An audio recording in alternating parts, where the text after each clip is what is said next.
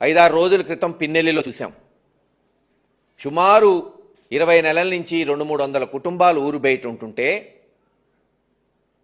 ఒక ఎస్సీ నాయకుడు పాపం ఆ గ్రామంలో ఎటువంటి సమస్య కానీ సంకోచం కానీ ఎటువంటి సమస్య లేని వ్యక్తి ఊర్లో భార్య అనారోగ్యంగా ఉంది అని చూడ్డానికి పోతే నిర్దాక్షిణ్యంగా కొట్టి చంపేశారు. చంపిందే కాకుండా కేసు పెట్టలేదు. ఆ సిఐఎస్ఐ అతని మీదే, చనిపోయిన వ్యక్తి మీదే 324 కేసు బుక్ చేయటం, చివరికి చనిపోయిన వ్యక్తి ఖననానికి ఆయన పార్థివ దేహం ఊర్లోకి తీసుకెళ్లాలంటే దాన్ని కూడా తీసుకురానికపోతే వైఎస్ఆర్సీపీ పార్టీ అందరం కూడా ఉద్యమం చేయటం, జగన్మోహన్ రెడ్డి గారు ఇంకా మరుసటి రోజు వస్తాడని తెలుసుకొని చివరికి ఊర్లోకి పంపించడం జరిగింది. ఈరోజు ఆ కుటుంబ సభ్యులందరూ కూడా మరి జగన్మోహన్ రెడ్డి గారిని కలవటం, పిన్నెల్లి నాయకులతో సహా జగన్మోహన్ రెడ్డి గారు ఒకటే చెప్పారు, ఆ కుటుంబానికి అన్ని విధాలుగా అండగా ఉంటాం,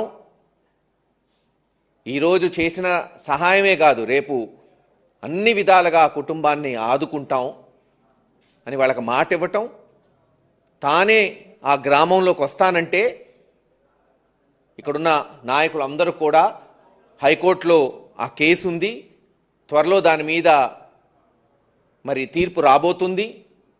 అలాగే ఊరు బయట వెళ్ళిపోయిన ఈ 200 కుటుంబాలు కూడా అక్కడక్కడ పంటలు వేస్తున్నారు. ఇప్పుడు ఆ పంటలు వదిలి వచ్చే పరిస్థితి లేదు కాబట్టి మేమందరం మళ్ళీ అందరం కలిసి వస్తాం సార్ ఒక రోజున మీ దగ్గరికి. ఆ రోజున గ్రామంలో పోయేటప్పుడు పెద్ద దిక్కుగా మిమ్మల్ని తీసుకొని పోతామని వాళ్ళు చెప్పడం జరిగింది జగన్మోహన్ రెడ్డి గారికి. అందుకే రేపు ఆదివారం సాల్మన్ గారి దినం వైఎస్ఆర్సీపీ పార్టీ ముఖ్యమైన నాయకులు ఎంపీ గురుమూర్తి గారు కానీ, మాజీ మంత్రులు శైలజానాథ్ గారు కానీ, ఇతర ముఖ్యమైన నాయకులు నాగార్జున గారు కానీ, సురేష్ గారు కానీ, మాజీ పార్లమెంట్ సభ్యులు, ఎమ్మెల్యేలు, ఎక్స్ఎమ్మెల్యేలు, ఎమ్మెల్సీలు వచ్చి ఘనంగా నివాళులు అర్పించబోతున్నారు. ఇందాక నేను చెప్పినట్టు అనేక దాడులు, ఈరోజు ఇప్పుడు నేను మీతో మాట్లాడుతున్నప్పుడు కూడా రామాపురం ఎంపీటీసీ వెంకటరెడ్డిని దారుణంగా చంపబోయారు. హాస్పిటల్లో అడ్మిట్ అయ్యాడు, ఇప్పుడు అక్కడికే నేరుగా పోతున్నాం. ఇలా రోజుకొక దాడి మీరు చూస్తున్నారు. పాపం వడేరాజుల బిడ్డ నాగరాజు నా ముందే ఉన్నాడు, చూడండి అసలు ఆ కాలు ఎలా చేశారు. అతని జీవితం నాశనం చేశారు. ఇంతకు తెప్పితే అక్కడున్న ఎమ్మెల్యే ఎరపతినేని శ్రీనివాసరావు గారు చేస్తుంది ఏమైనా ఉందా? అవకాశం వచ్చింది, 4 మంచి పనులు చేద్దాం, అభివృద్ధి చేద్దాం, ఏమీ లేవు. కేవలం దాడులు చేయాలి, మర్డర్లు చేయించాలి, అక్రమ కేసులు పెట్టాలి. ఇంతకు మించి పల్నాడులో ఏమన్నా చేశారా?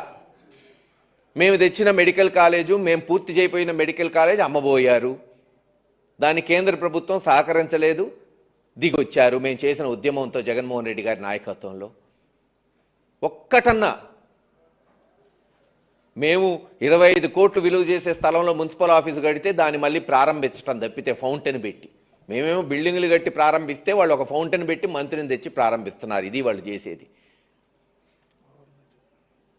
మేము తీసుకొచ్చిన జానపాడు బ్రిడ్జిని మళ్ళీ పునాది రాయేయటం, అంతకుమించి ఏమీ లేవు. మీరు వచ్చి చూసుకోండి, అసలు పిన్నెల్లి గ్రామం ఎలా తయారైందో ఒకసారి గమనించండి. పల్నాడులోనే దాదాపు 8-9 వేల జనాభా ఉన్న గ్రామం, అత్యధికంగా మైనారిటీలు, బీసీలు, ఎస్సీలు ఉన్న గ్రామం. ఈరోజు శ్మశానం చేస్తున్నారు దాన్ని, అందరినీ ఊరు బయట పంపించేసి. విచిత్రం ఏంటంటే వైఎస్ఆర్సీపీ నాయకులు ఒక 300-400 కుటుంబాలు బయట ఉంటే చాలామంది ఆ గ్రామంలో ఉన్న ప్రజలు, చివరికి కొంతమంది తెలుగుదేశం సామాన్యులు కూడా ఊరు బయట వెళ్ళిపోయారు. ఎందుకంటే పని లేదు, పొలాలు అయినాయట్లా. వ్యాపారస్తులు కూడా గ్రామం వదిలిపెట్టి వెళ్ళిపోతున్నారు, వాళ్ళోళ్ళు కూడా. చిన్నప్పుడు వినేవాళ్ళం, పాము తన గుడ్లను తానే తినిద్దంట, అట్టుంది తెలుగుదేశం వాళ్ళు చేసేది. దారుణమైన పరిస్థితి. మొన్న పిన్నెల్లి గ్రామం ఎవరో ఎర్రగొండపాలెం పెళ్లి చూపులకు పోతే వాళ్ళు అన్నారంట పిన్నెల్లి గ్రామం అని. అది చేస్తుంది ఆ గ్రామాన్ని. ఎవరు తప్పు చేసినా శిక్షించండి. కొత్త రాజకీయ వరవడికి నాంది పలకండి అంటే ఎవరు ముందుకు రావట్లా. ఖచ్చితంగా 2-3 ఏళ్లలో జగన్మోహన్ రెడ్డి గారు మళ్ళీ ముఖ్యమంత్రి అవుతారు. పూర్వ వైభవం తీసుకొస్తాం పల్నాడుకి. తప్పు చేసిన వాడు ఎవరైనా కావచ్చు, అది అధికారులతో సహా. ఇప్పుడు అదే చెప్పారు జగన్మోహన్ రెడ్డి గారు వీళ్ళకి. కేవలం తప్పు చేసిన నాయకులనే కాదు, ఈసారి తప్పు చేసిన అధికారులకు కూడా శిక్షలు పడేటట్టు చేయబోతోంది వచ్చే జగన్మోహన్ రెడ్డి గారి ప్రభుత్వం. తప్పకుండా హైకోర్టులో, హ్యూమన్ రైట్స్లో, SC/ST కమిషన్లో మా పోరాటం కొనసాగుతుంది. త్వరలోనే తీర్పు వచ్చిన వెంటనే, పంటలన్నీ చేతికొచ్చిన వెంటనే అందరూ కూర్చొని మాట్లాడుకొని ఓ రోజున చలో పిన్నెల్లి ఉంటుంది. జగన్మోహన్ రెడ్డి గారి నాయకత్వంలో మళ్ళీ అందరూ తమ తమ ఇళ్లకెళ్ళి ప్రశాంతమైన వాతావరణంలో ఎవరి పని వాళ్ళు చేసుకునేటట్టు ప్రతిపక్ష పార్టీ అయినా బాధ్యత కలిగిన పార్టీగా ముందుకు పోతాం. ఈ కుటుంబాలన్నింటినీ కూడా చేతనైన విధంగా ఆదుకుంటాం. రేపు ఆదివారం వైఎస్ఆర్సీపీ పార్టీ ఆధ్వర్యంలో సోలమన్ గారికి ఘనంగా నివాళులు అర్పిస్తామని తెలియజేస్తున్నాం.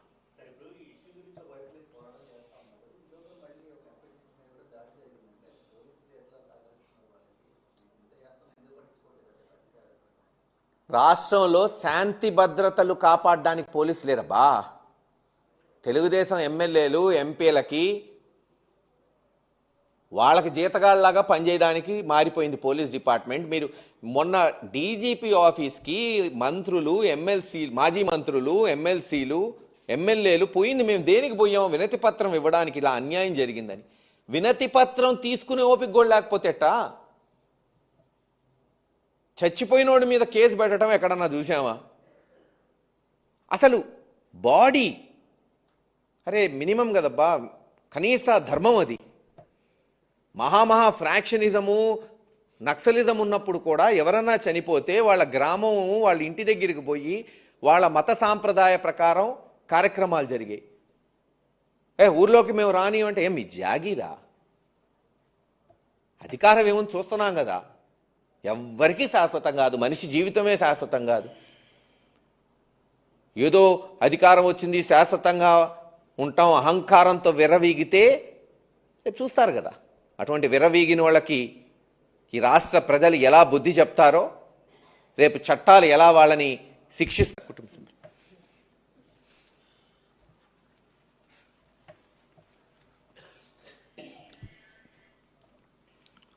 గత 20 నెలల కాలంలో మా పిన్నెల్లి గ్రామం మీద వైఎస్ఆర్సీపీ కార్యకర్తల మీద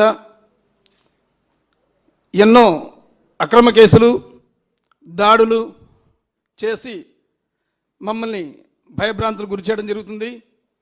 అదేవిధంగా కౌంటింగ్ అయిపోయిన తర్వాత నుంచి మా గ్రామం నుంచి మొత్తం 1100 కుటుంబాలు మేము బయటికి వెళ్లాల్సిన పరిస్థితి ఏర్పడింది. కొంతమంది వారి వారి బంధువుల వద్ద తెలంగాణలో మరియు ఇతర ప్రాంతాల వద్ద నివాసం ఉంటున్నారు. మరి ఈ 20 నెలల కాలంలో ఏమి సాధించారు టీడీపీ నాయకులు? మమ్మల్ని కొట్టి అక్రమ కేసులు పెట్టి మమ్మల్ని చంపాలని చేయడం మీరు చేసినటువంటి ప్రయత్నం చేసినటువంటి అదేనా మీరు సాధించింది? దయచేసి ఇప్పుడైనా మేల్కోండి టీడీపీ కార్యకర్తలరా. దయచేసి మేము ఒకటే మిమ్మల్ని రిక్వెస్ట్ చేస్తున్నాం. పిన్నెల్లి గ్రామం చాలా మేజర్ విలేజ్ పంచాయతీ. అటువంటి గ్రామ పంచాయతీ ఈరోజు ఎందుకు పనికి రాకుండా పోయింది? దయచేసి ఇప్పుడైనా కూడాను మనందరం కలిసికట్టుగా ఒక రాజీ మార్గాన్ని ఏర్పాటు చేసుకొని ఎటువంటి గొడవలకు తావు లేకుండా మన గ్రామాన్ని మనం అభివృద్ధి చేసుకుందాం. దయచేసి ఇప్పటికైనా గుర్తుపెట్టుకోండి, ఇటువంటి అక్రమ కేసులు, ఇటువంటి పోలీస్ స్టేషన్ తీసుకెళ్ళి కొట్టడం, దీనివల్ల మీరు భయపడతారనుకుంటున్నారు. దయచేసి మీరు చంపాలనుకోవటం మొత్తం అర్థం చేసుకోండి. భవిష్యత్తు చాలా మీకు కూడా అదేవిధంగా మేము ఎంతైతే ఇబ్బంది పడుతున్నా మీరు కూడా అదేవిధంగా ఇబ్బంది పడాల్సి వస్తుంది. గతంలో అట్నే చేశారు మీరు, మమ్మల్ని ఇప్పుడు కూడా అంతే చేస్తున్నారు. మేము ఇప్పటికీ రిక్వెస్ట్ చేస్తున్నాం, జగన్మోహన్ రెడ్డి గారిని కలిసాం. పిన్నెల్లో మందా సాల్మా మీద జరిగినటువంటి హత్య గురించి గౌరవ మాజీ ముఖ్యమంత్రి వర్యులు జగన్మోహన్ రెడ్డి గారిని కలవడం జరిగింది. సార్ ఒకటే చెప్పారు, పిన్నెల్లి గ్రామానికి ఎప్పుడైనా వస్తామని చెప్పి అన్నారు. కానీ మేమే కొంత టైం తీసుకున్నాం. ఎందుకంటే అన్ని చోట్ల మేము ఉన్న చోట్ల ఎంతో గట్ట పంటలు వేసుకున్నాం కాబట్టి సార్ కొద్ది రోజులు మాకు టైం ఇవ్వండి, హైకోర్టు తీర్పు వచ్చిన తర్వాత మేము కూడా గ్రామంలోకి వస్తాము అని చెప్పడం జరిగింది. దయచేసి సంబంధిత అధికారులు పెద్ద మనసు చేసుకుని, ప్రజాప్రతినిధులు పెద్ద మనసు చేసుకుని మా గ్రామాన్ని శాంతియుతంగా ఉండేలా చేయాలని మీ అందరినీ కోరుతున్నాను.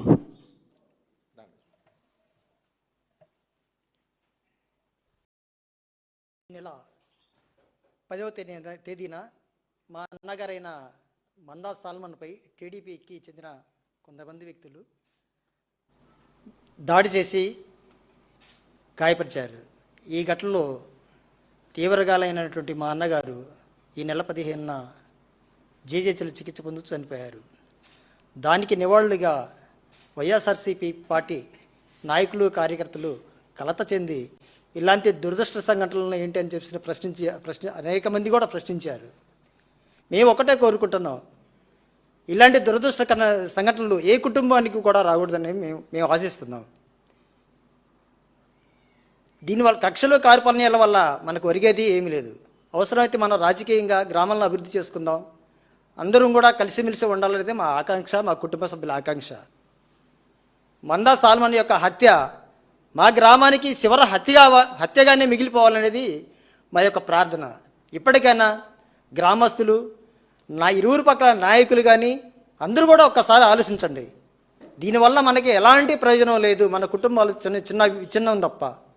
మా నాయకులు గారు ఇప్పుడే కాసు మహేశ్వర రెడ్డి గారు పత్రికా మామూలుగా మీడియా సముఖంగా వివరించారు. అయ్యా టీడీపీ చెందినటువంటి ప్రతినిధులారా, ఒక్కసారి గ్రామం వైపు మీరు ఆలోచించండి, చర్చిద్దాం, గ్రామానికి ఎలాంటి నష్టం జరగకుండా చూద్దామని చెప్పేసరని మరి విన్నవించారు, మరి ఆహ్వానిస్తున్నారు. మీరు కూడా స్పందించండి. స్పందించి ఇలాంటి సంఘటనలు మళ్ళీ పునరావృతం కాకుండా గ్రామం యొక్క గ్రామం మొత్తం కూడా శాంతియుతంగా ఉండేటట్లు ఏర్పాటు చేసడానికి మీరందరూ కృషి చేయాలని చెప్పేసి కూడా నేను ఈ సందర్భంగా నేను కోరుకుంటున్నాను. ఇకనైనా రాజకీయాలుగానే ఉండాలి, కానీ మనుషులు సంపూర్ణ దుర్గతిలో మాత్రం మనం ఉండకూడదనేది మా ఆకాంక్ష. ఇప్పటికైనా రకరకాలుగా స్క్రోలింగ్లు మా అన్నగారి మీద, మా కుటుంబాల మీద, ఈ టీడీపీ చెందినటువంటి అనేక మంది నాయకులు వ్యక్తిగత కక్షలంట రకరకాలుగా. ఏనాడు కూడా నా కుటుంబానికి, పేదల కుటుంబానికి ఎలాంటి వ్యక్తిగత కక్షలు ఎప్పుడూ లేవు.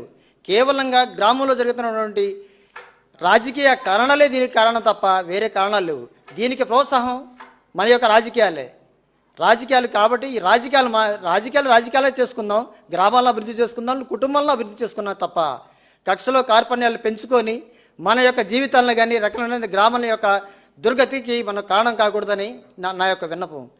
ఇప్పుడే మా నాయకులు మహేశ్వర రెడ్డి గారు చెప్పారు, పిల్లనివ్వటానికి కూడా ఆలోచిస్తున్న దుస్థితులు ఉంటే పిన్నెల్లి గ్రామంలో చేత్కరించుకుంటున్నారు. ఒక్కసారి మనందరం కలిసి ఆలోచిద్దామండి. ఇప్పటికైనా మించిపోలేదు. మనందరం ఆ యొక్క శాంతియుత మన యొక్క ఆలోచన. ఇప్పటికైనా పోలీసు ఉన్నతాధికారులు ఖచ్చితంగా దీనిపైన స్పందించాలి. పోలీసు ఉన్నతాధికారులు కనుక ఎవరైతే తప్పు చేసినటువంటి వ్యక్తుల మీద చర్యలు తీసుకుంటారో అప్పుడే గ్రామంలో శాంతి నెలకొల్పుతుంది, దురాగతాలు కూడా ఆగిపోతాయి. ఏకపక్షంగా వ్యవహరిస్తే రాష్ట్రం కూడా ఇంకా వల్లకడే పరిస్థితి ఉంది. కాబట్టి పోలీసు ఉన్నతాధికారులు మా యొక్క విన్నపం ఒకటే, ఎవరైతే తప్పు చేశారో ఆ తప్పు చేసినటువంటి చట్టపరమైన చర్యలు తీసుకోవాలని మేము డిమాండ్ చేస్తున్నాం. ఎవరైనా సరే మనకున్నటువంటి అంశాలు ఒకటే, ఘన నివాళులు అర్పించవలసిందిగా మాకు చేయూతగానిటువంటి వైఎస్ఆర్సీపీ పార్టీ నాయకులకు, అధినేత జగన్మోహన్ రెడ్డి గారికి, మా మాజీ ఎమ్మెల్యే కాసు మహేశ్వర రెడ్డి గారికి, మురళీధర్ అన్న, వీళ్ళందరూ కూడా ప్రతి ఒక్క నాయకుడికి, కార్యకర్తకి మా కుటుంబం తరపున మేము కృతజ్ఞతలు తెలుపుతున్నాము.